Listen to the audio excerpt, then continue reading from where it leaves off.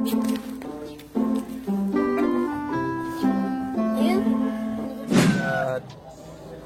natin kung paano gawin. Kasama ko ngayon si Kuya Tune. So guys, ito na yung finished product. Pero hindi pa kumpleto to kasi kailangan nito ng pipe dito.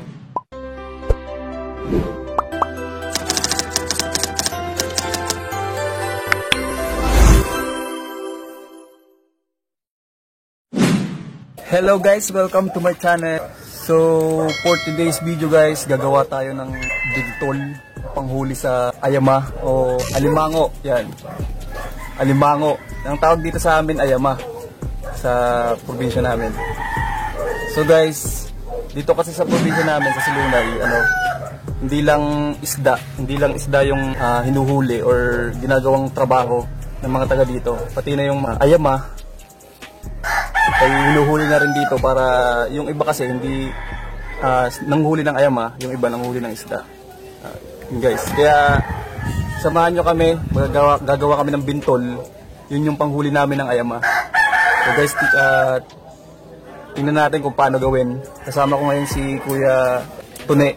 Yan, kasama ko siya. Siya yung gagawa ng paturo lang ako kung paano.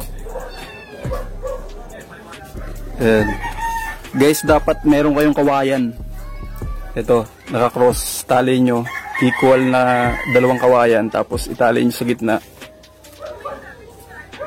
Ayan, tapos doon sa dulo, yung apat na dulo, kailangan nyo siyang hiwaan ng maliliit. Ayun yung ginagawa ni Kuya Tune. Ayan, para pagtalian ng pagtatalian natin ng tansi sa mga gilid-gilid, sa apat na gilid. Yan, kailangan nyo din ng lambat. Yan, ang ginagamit niya yung sirang lambat na. Ito sirang lambat na to. Yan. Yung mga nasirang lambat na yan, yun yung ginagawa ng panghuli ng ayama. Yan, hihiwa kayo ng square by square. 20 by 20. Ilan yan?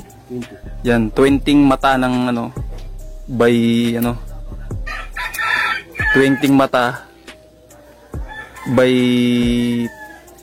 gilid-gilid, apat na gilid ng ng kawayan.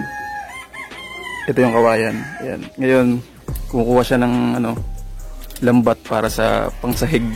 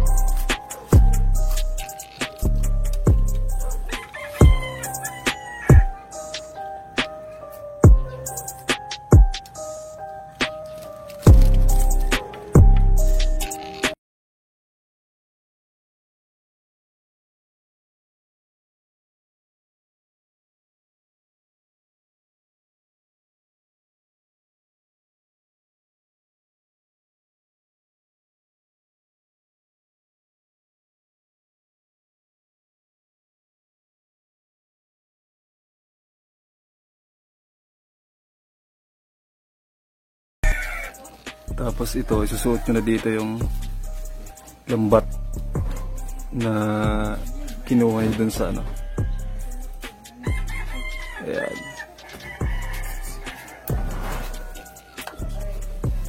Susuksok nyo dun sa pinakagilid. Kaya kailangan bilang siya. Kasi equal dapat tong Ayan, dapat bilang siya para sakto lang yung haba ng lambat.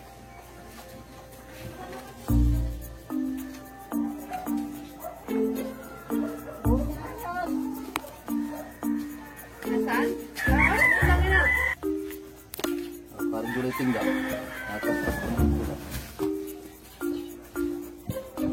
Julay na saan?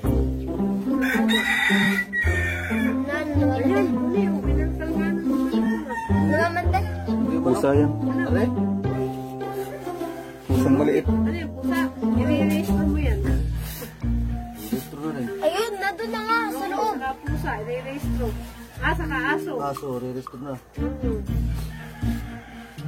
Dito sa atin? At, oh, Toy. Saan? Ito yung natapos. Kainin mo na ng 2 piraso, tayo galo.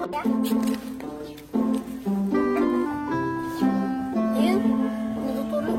Ayun, ba? So, guys, ito na yung finished product. Pero hindi pa kumpleto to kasi kailangan nila ng pain dito. Tapos mga pabigat sa mga gilid ng ating bintol. Yan. Para paglubog sa ilog, hindi siya madadala ng agos. Okay, naka-steady lang siya. Tapos dito papasok yung yung alimango. Yan. Kaya maamoy niyo yung pain. Huli. Ayan, ito. Ito na yung bintol natin. Yan, pain na lang, saka yung pabigat ang kulang dito. Para itataan na natin sa ilog.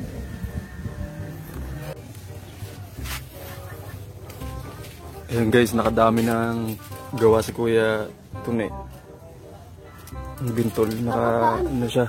Papa, pain daw. 1, 2, 3, 4, 5, 6, 7. 7 na.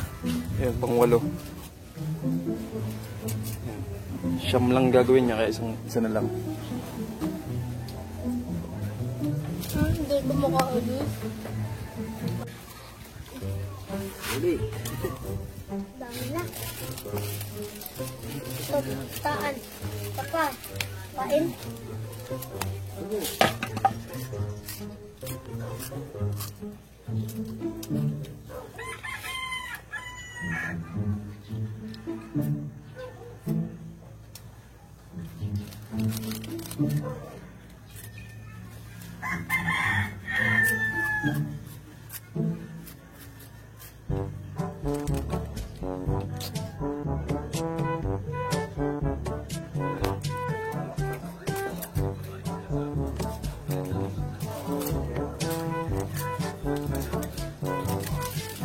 So, yun nga guys, isa na lang gagawin niya.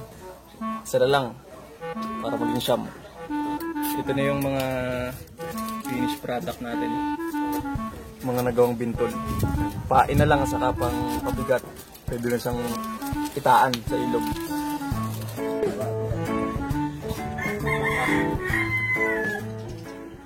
Tara, taan tayo. Yalas tayo.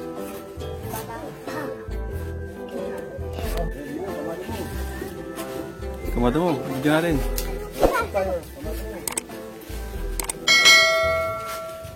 Tapos na ang ating